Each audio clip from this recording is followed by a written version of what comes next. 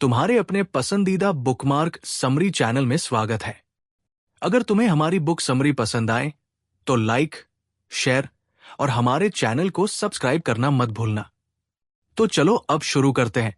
किताब invest in yourself में लेखक एफ्रेन क्रसकॉर्ड्स हमें यह समझाना चाहता है कि दुनिया में सबसे बड़ा और सुरक्षित निवेश खुद पर किया गया निवेश है। पैसों का निवेश बाजार की स्थिति पर निर्भर करता है, कभी फायदा देता है तो कभी नुकसान।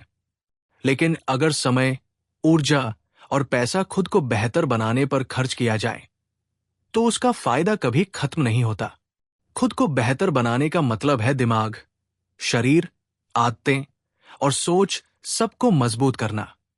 लेखक यह भी कहता है कि बहुत लोग अपनी ऊर्जा बाहर की चीजों पर लगाते हैं, जैसे दूसरों को बदलना या हालात बदलना, लेकिन असली बदलाव तब आता है जब इंसान खुद को बदलता है। इंट्रोडक्शन का संदेश यही है कि अगर जीवन में सफलता, संतुलन और संतुष्टि चाहिए तो सबसे पहले खुद में निवेश करना जरूरी है। पहला चैप्टर, असली अमीरी का राज। लेखक सबसे पहले ये सोच तोड़ता है कि अमीर होना मतलब सिर्फ पैसे होना है। वो कहता है कि पैसा जरूरी है, लेकिन ये जिंदगी की खुशी और संतोष की गारंटी नहीं देता। कितने ही लोग करोड़पति होते हैं, लेकिन चिंता, तनाव और डर में जीते हैं। उनके पास साधन है, लेकिन मानसिक शांति नहीं। इस अध्याय का मुख्य संदेश है कि असली अमीरी भीतर से आती है। यहां लेखक मानसिकता की ताकत पर जोर देता है। अगर कोई सोचता है कि हालात खराब है और कुछ बदल नहीं सकता, तो वाकई उसकी जिंदगी नहीं बदलेगी। लेकिन अगर कोई अपनी सोच को बदल ले और ये विश्वास करे कि मैं कुछ बेहतर कर सकता हूं, तो उसकी दिशा बदल जाती है। लेखक ये भी समझाता है कि विचार बीज जैसे होते हैं। जो बीज दिमाग में बोए जाते हैं, वैसी ही फसल जीवन में उगती है। अगर डर और शक के बीज बोए जाएंगे तो असफलता और निराशा मिलेगी। अगर विश्वास और मेहनत के बीज बोए जाएंगे तो सफलता और आत्मसंतोष मिलेगा। इस अध्याय में एक और खास बात कही गई है कि परिस्थितियां इंसान को रोक नहीं सकती।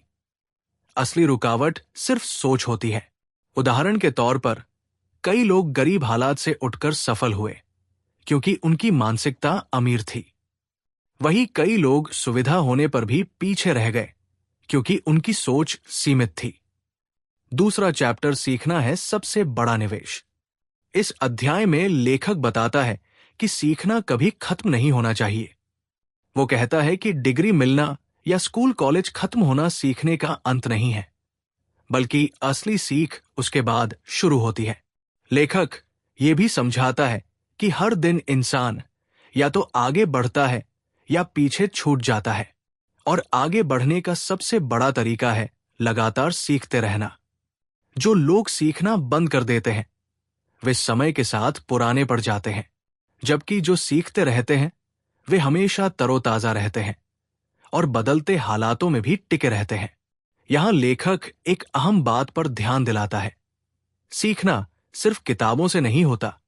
सीखना अनुभवों से होता है, गलतियों से होता है, दूसरों की कहानियों से होता है और नए नए काम करने से होता है।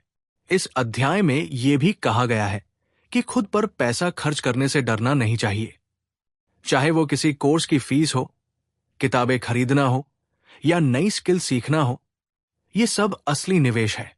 पैसे शेयर बाजार में लगाकर कभी फायदा होता है, कभी नुकसान, लेकिन सीखने पर लगाया गया पैसा कभी व्यर्थ नहीं जाता। लेखक उदाहरण देता है कि आज की दुनिया में नई तकनीकें लगातार आ रही है। जो लोग उन्हें सीखते रहते हैं वही आगे निकलते हैं। जो कहते हैं कि मुझे तो सब पता है, वही पीछे छूट जाते हैं। इस अध्याय का संदेश यही है कि सीखने की आदत इंसान को अमूल्य बना देती है। तीसरा चैप्टर, आत्मविश्वास है नींव। ये अध्याय पूरे दिल से आत्मविश्वास की ताकत पर केंद्रित है। लेखक बताता है कि आत्मविश्वास के बिना कोई भी सपना अधूरा है। सपने देखना आसान है, लेकिन उन्हें पूरा करने का साहस आत्मविश्वास से आता है। लेखक ये भी समझाता है कि आत्मविश्वास कोई जन्म से नहीं मिलता। ये धीरे धीरे छोटे छोटे कदमों से बनता है। जब इंसान अपने डर का सामना करता है और छोटे छोटे लक्ष्य हासिल करता है, तो हर जीत आत्मविश्वास को और मजबूत करती है। इस अध्याय में दिमाग की दो आवाजों की बात की गई है। एक आवाज कहती है कि यह संभव है, कर सकते हो। दूसरी आवाज डराती है कि यह बहुत मुश्किल है, असफल हो जाओगे। इंसान का भविष्य इस बात पर निर्भर करता है कि वो किस आवाज पर ध्यान देता है। जो लोग सकारात्मक आवाज को चुनते हैं, वे आगे बढ़ते हैं। लेखक ये भी कहता है कि आत्मविश्वास बाहरी तारीफ से नहीं बनता। ये तब बनता है जब इंसान खुद को साबित करता है। हर दिन कुछ नया करने की कोशिश, हर दिन एक डर को जीतना, यही आत्मविश्वास की नींव रखते हैं। ये अध्याय ये भी सिखाता है कि आत्मविश्वास का मतलब घमंड नहीं है। इसका मतलब है खुद पर भरोसा रखना कि चाहे हालात कठिन क्यों न हो, रास्ता जरूर मिलेगा। आत्मविश्वास वो रोशनी है जो अंधेरे समय में भी इंसान को आगे बढ़ाती है। तो पहले 3 अध्याय मिलकर हमें ये सिखाते हैं कि अमीरी की शुरुआत दिमाग से होती है, सीखना जीवन भर जरूरी है और आत्मविश्वास ही हर सफलता की असली नींव है। चौथा चैप्टर, आदतों की ताकत। लेखक इस अध्याय में ये बताता है कि इंसान की जिंदगी उसकी आदतों से बनती और बिगड़ती है। हर दिन की छोटी छोटी क्रियाएं मिलकर धीरे धीरे हमारी पूरी पहचान और भविष्य को तय कर देती है। अगर किसी की आदत रोज समय पर उठने, खुद को बेहतर बनाने, मेहनत करने और सीखते रहने की है, तो वो इंसान निश्चित ही आगे बढ़ेगा। लेकिन अगर आदतें टालमटोल करने, देर से उठने, नकारात्मक सोचने या समय बर्बाद करने की है, तो नतीजा भी वैसा ही मिलेगा। लेखक ये भी कहता है कि आदतें शुरुआत में बहुत मामूली लगती है।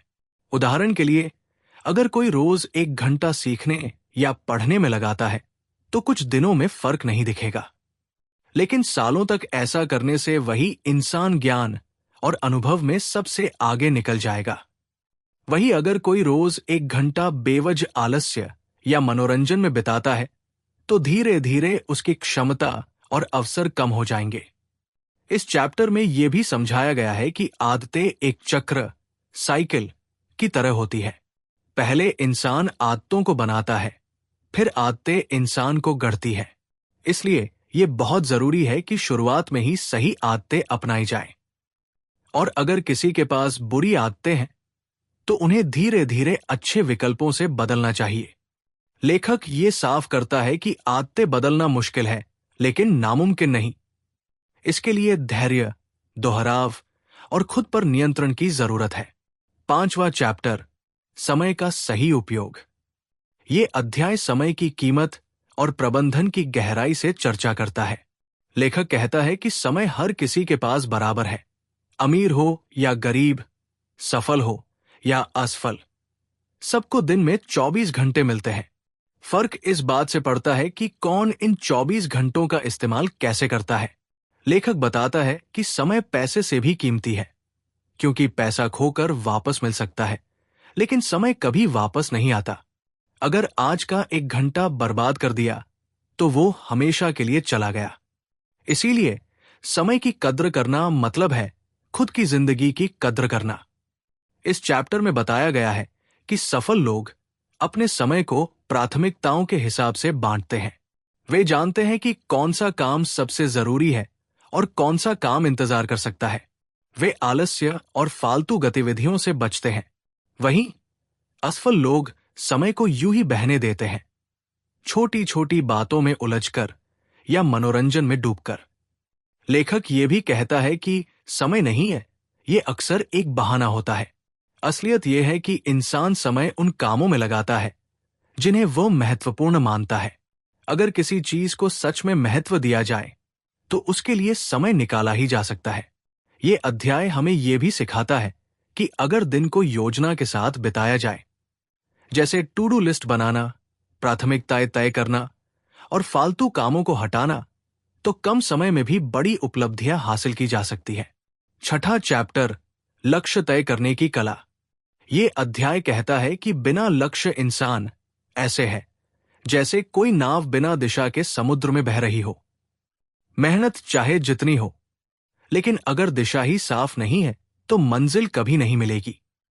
लेखक बताता है कि लक्ष्य इंसान को फोकस और ऊर्जा देते हैं। जब इंसान अपने लक्ष्य साफ साफ लिख लेता है और उन्हें हासिल करने के लिए योजना बनाता है, तो वो धीरे धीरे सही दिशा में बढ़ने लगता है। यहां लेखक एक और गहरी बात कहता है, सिर्फ बड़े सपने देखना काफी नहीं है। सपनों को छोटे छोटे कदमों में बांटना जरूरी है। जैसे अगर किसी का लक्ष्य एक बड़ा व्यवसाय बनाना है, तो उसे पहले छोटे स्तर पर शुरू करना होगा, अनुभव लेना होगा, धीरे धीरे टीम और संसाधन जुटाने होंगे।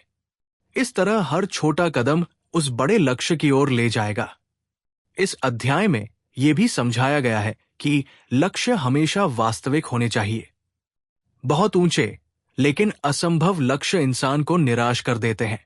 वही छोटे लेकिन ठोस लक्ष्य आत्मविश्वास बढ़ाते हैं और इंसान को आगे बढ़ाते हैं।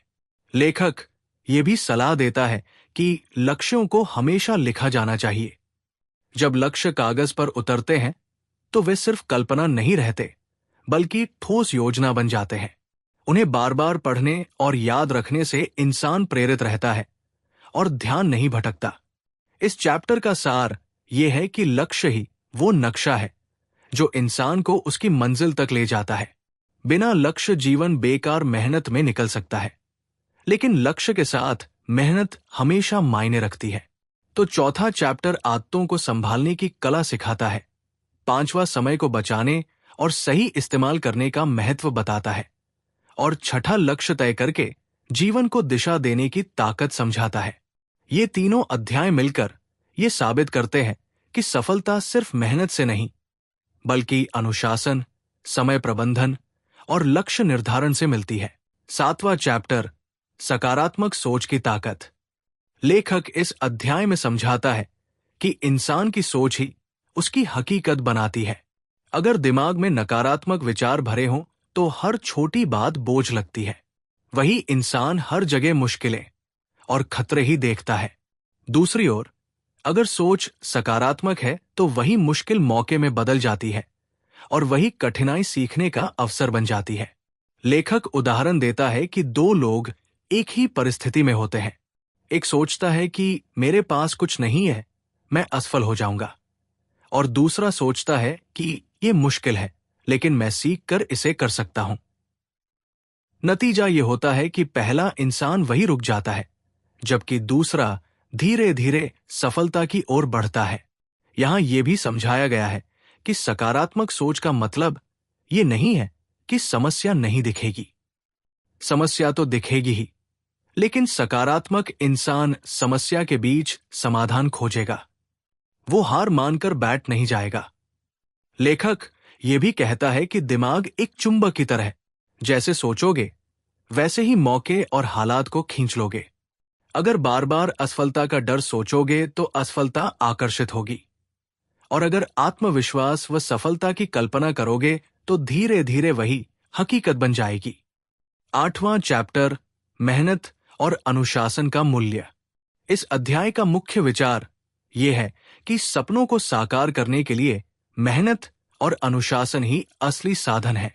लेखक कहता है कि मेहनत सिर्फ शारीरिक काम तक सीमित नहीं है। मेहनत का मतलब है सोच में, योजना में और निरंतर काम करने में ईमानदारी रखना। अगर कोई मेहनत करता है लेकिन अनुशासन नहीं है तो वो बीच में रुक जाएगा, और अगर अनुशासन है लेकिन मेहनत नहीं है तो प्रगति भी धीमी होगी। असली सफलता तब आती है जब मेहनत और अनुशासन दोनों साथ हों। यहां एक उदाहरण दिया गया है कि अगर किसी ने तय किया कि रोज सुबह जल्दी उठना है और पढ़ाई करनी है, तो शुरुआत में आलस रोकता है, लेकिन अगर अनुशासन से वो ये काम बार बार करता है तो धीरे धीरे यही आदत बन जाएगी। एक दिन जब बाकी लोग सो रहे होंगे, तब वही इंसान अपने लक्ष्य के और करीब पहुंच चुका होगा। लेखक ये भी समझाता है कि मेहनत और अनुशासन वही गुण है जो औसत इंसान को भी असाधारण बना देते हैं।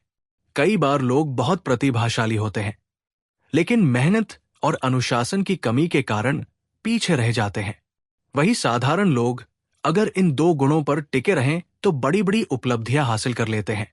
इस अध्याय का असली संदेश यही है कि मेहनत और अनुशासन वो नींव है जिन पर हर सपना खड़ा होता है। 9वां चैप्टर, नेटवर्क और रिश्तों की अहमियत। इस अध्याय में लेखक बताता है कि इंसान चाहे जितना सक्षम हो, अकेले सफलता हासिल करना आसान नहीं है। जीवन में आगे बढ़ने के लिए रिश्ते और नेटवर्क बेहद जरूरी है। लेखक कहता है कि सही लोगों से जुड़ना वैसा है जैसे मजबूत पुल बनाना। अगर आसपास नकारात्मक, आलसी या शिकायत करने वाले लोग हैं, तो उनकी आदतें और सोच भी इंसान पर असर डालती है।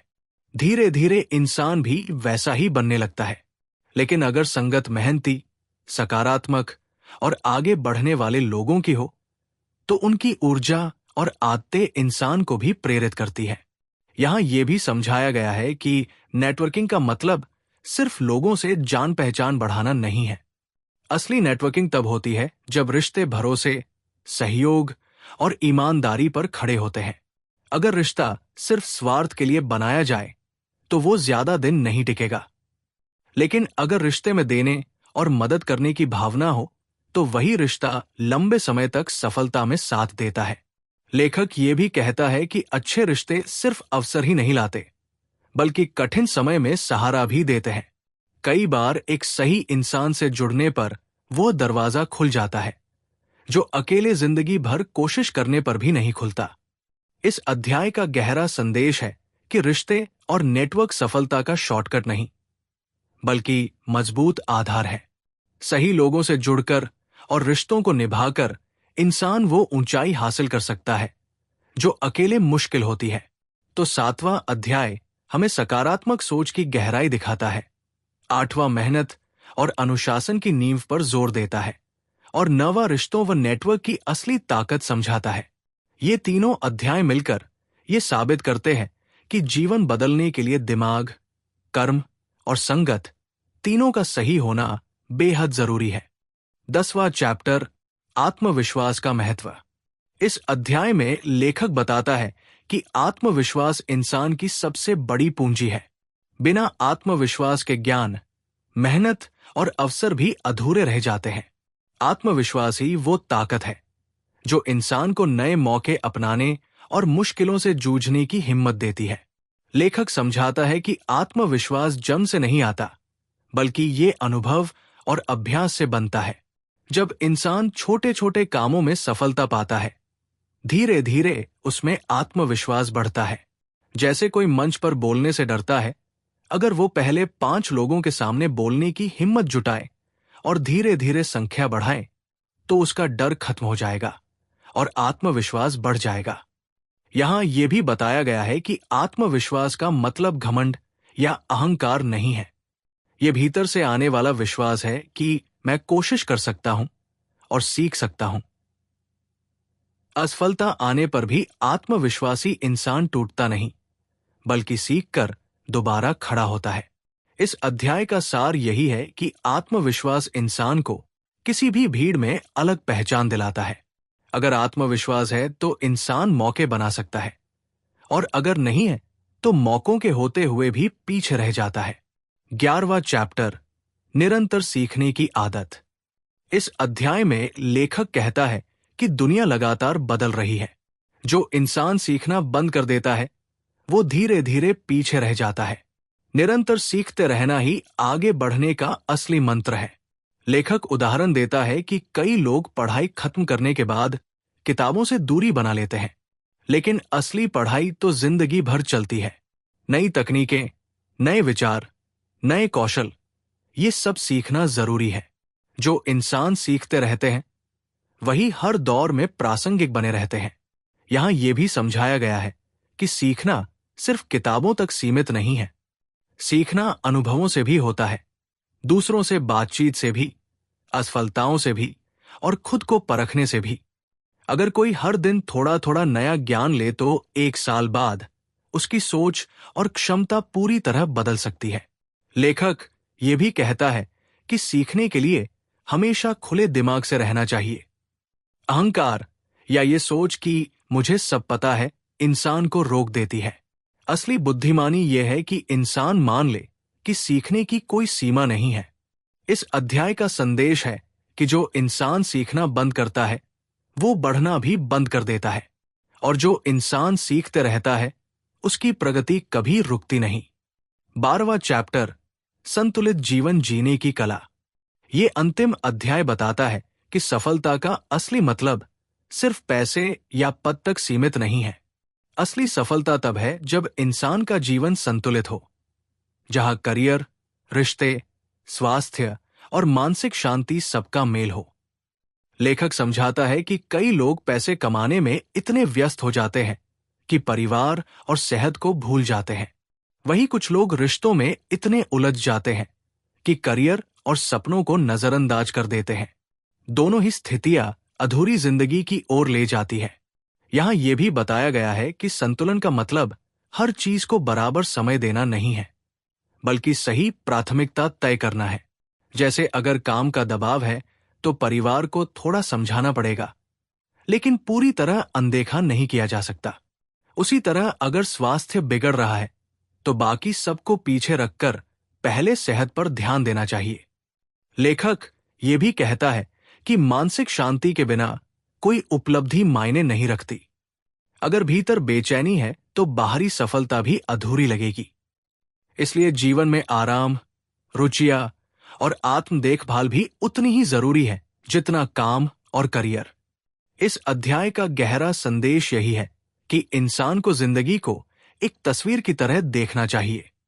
अगर तस्वीर का कोई रंग बहुत गहरा हो और बाकी रंग फीके रह जाए तो तस्वीर अधूरी लगेगी। असली सुंदरता तब है जब सभी रंग संतुलन में हो। तो 10वें अध्याय में आत्मविश्वास की नींव रखी गई, 11वें अध्याय में सीखते रहने की आदत पर जोर दिया गया और 12वें अध्याय में जीवन को संतुलन के साथ जीने की कला समझाई गई। इन तीनों अध्यायों के बाद किताब यही बताती है कि खुद में निवेश करना यानी आदतों, समय, लक्ष्य, सोच, रिश्तों, आत्मविश्वास और संतुलन सबको सुधारना है।